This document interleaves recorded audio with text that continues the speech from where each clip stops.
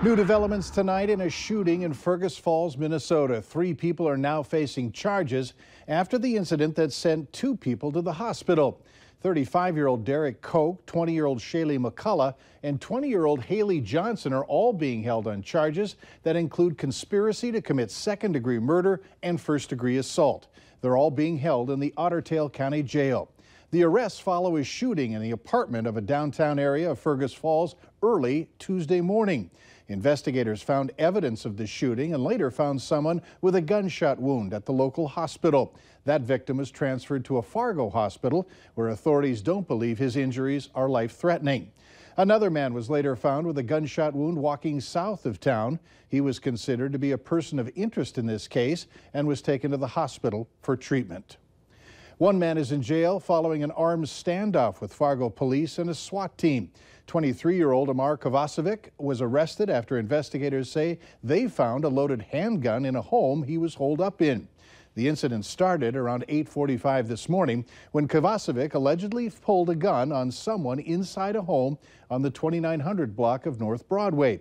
He then chased the victim to a nearby home and confronted the victim and the family inside. Police set up a perimeter and tried talking to Kovacevic. The SWAT team used a robot to go inside the home and eventually got him to surrender. Officers say Kovacevic will be facing charges of terrorizing, a felon in possession of a firearm, and burglary. Yesterday was anything but an ordinary Thanksgiving for residents in one Moorhead neighborhood. A Clay County Jail inmate walked away from the annex next to the jail. It happened around 1:30 when a Moorhead officer noticed a man walking south on 10th Street North in the 300 block wearing an orange Clay County Jail jumpsuit. When he was ordered to stop, the man took off running. James Wingo was quickly taken into custody and later returned to the jail.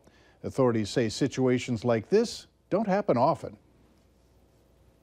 We count on those people to help us do jobs within the jail settings. They dump garbages, they help serve food, they're put in trust positions. He violated that trust by walking away. Now he's not going to have that access anymore. Wingo will be charged with fleeing a police officer and could also face an escape charge as well. Coming up after weather, gearing up for a busy Saturday, how small businesses are hoping shoppers are willing to stop in. Plus, a milestone is reached by the girl who drew a lot of attention with the special bond that she formed while fighting stage 4 cancer. Time now for your weather and Robert Hahn. Robert? Yeah, today a nice day across the region. We saw some morning showers that gave way to some nice sunshine. The sun has long since set. A live look outside on the CorwinAuto.com Valley Skycam, part of the Storm Team Skycam network. Quiet conditions out there, albeit continuing to be a bit breezy across the region. Temperature-wise, here in Fargo, we've stayed pretty steady as we've gone through the evening. It's 40 degrees still. Feels more like 31. Winds out of the west and northwest at 17. A degree cooler over in Moorhead at 39 degrees. Temperatures elsewhere, it's down to 28 in Cavalier, 32 in Roseau, 31 in Badette. Some cooler air making its way across the north. Most of the core of that will stay in northern Minnesota, but the rest of us will get a glancing blow of that, and that's because the wind's shifting to the north.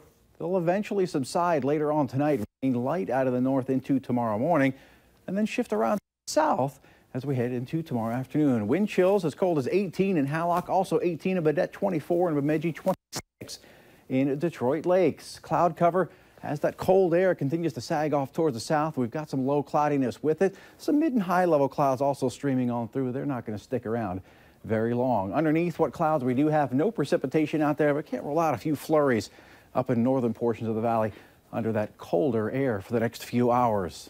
Most of the northern plains quiet. A few snow showers making their way through the arrowhead of Minnesota, and the rain we had this morning well off towards moving through the Great Lakes. For us, overnight tonight, we'll continue to see those clouds from time to time, but the bigger story will be the much colder night tonight, down into the teens across northern Minnesota, as opposed to the 30s and 40s we saw last night, 20s for much of the rest of the region. Again, those winds become light out of the north. Tomorrow, mostly sunny skies. Those winds start to turn around to the south, and that will warm up our southern counties into the 40s. The rest of us in the 30s, and northern Minnesota, with that blast of cool air moving on through, will stay in the 20s, and by tomorrow evening, just a slow cool down into the 20s and 30s. Here in Fargo, we'll start off on a cooler note, but less rainy note. Temperatures in the mid to upper 20s by lunchtime, a slow warm up into the low 30s, and by the end of the day, topping it on out into the upper 30s with some light southerly breezes. Picture of the day. Thanks so much to Lynn for sending this in. A double November rainbow at New York Mills this morning. We're going to use that as the backdrop to our 7-day forecast. Upper 30s Saturday, back into the mid 40s Sunday. Monday, 50 degrees, chance for some late day rain showers, possibly ending late Monday night and early Tuesday as a few snow showers. Not much of a cool down behind that, with temperatures remaining in the 40s the rest of the week. And keep in mind, our normal highs this time of year, the low 30s. So we're way above it, and we'll take it. Yes, every day we can get it. All right, thanks, Robert. You got it. Not guilty were the pleas entered today by a West Fargo woman accused of hiding her grandson's girlfriend and misleading investigators. 53-year-old Margaret Hanson appeared in Cass County Court today on misdemeanor charges of harboring a runaway and providing false information to police. They say the 13-year-old Carlise Ditch went missing late Tuesday night in the Osgood area of South Fargo. The teen was found with her boyfriend's grandmother. She was not hurt. Hanson remains in the Cass County Jail. A man is facing a terrorizing charge after allegedly pulling a gun on someone in the Jamestown Walmart parking lot. Officers say 24-year-old DeMarco Smith was driving a vehicle in the store's parking lot on Tuesday and was allegedly showing a weapon to several people in another vehicle. One of the victims was able to identify the license plate, and after the vehicle was stopped, a search found a handgun, and Smith was then arrested. He posted $500 bond and was released from jail yesterday. It's Friday, which means we take a look at this week's Valley's Most Wanted. Police say Philyn Tidwell is wanted for 2 counts of conspiracy to commit delivery of heroin. Call your local law enforcement agency if you have any information on Tidwell. To date, the Valley's Most Wanted program has helped Fargo police make 600 arrests. Authorities have yet to release the name of the driver who died in a 2-vehicle crash in Walsh County. It happened this morning about 6 miles west of Park River. Investigators say the victim was driving a pickup, tried to make a left turn, and crossed in front of an oncoming vehicle. The pickup was struck on the passenger's side. The other driver, was taken by ambulance to a hospital for treatment. One person was killed in a snowmobile crash in Atkin County, Minnesota. Deputies say 23-year-old Jeremy Jindley of Sotara was killed. The person that was first reported the crash said that Jindley suffered a medical situation before losing control of the snowmobile and then crashed. An autopsy is being performed. A man is looking to restore his reputation after being found not guilty on a 4th-degree criminal sexual conduct charge. A Fergus Falls newspaper is reporting that a jury acquitted 38-year-old Chris Cole of having a sexual relationship with a teenage student while teaching in New York Mills last year. That charge carries a maximum sentence of 10 years in prison and a $20,000 fine.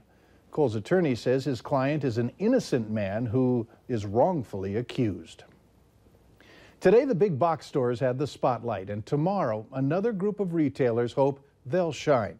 Shop Small Saturday is a day to not only shop small, but recognize the impact these businesses have on the surrounding community.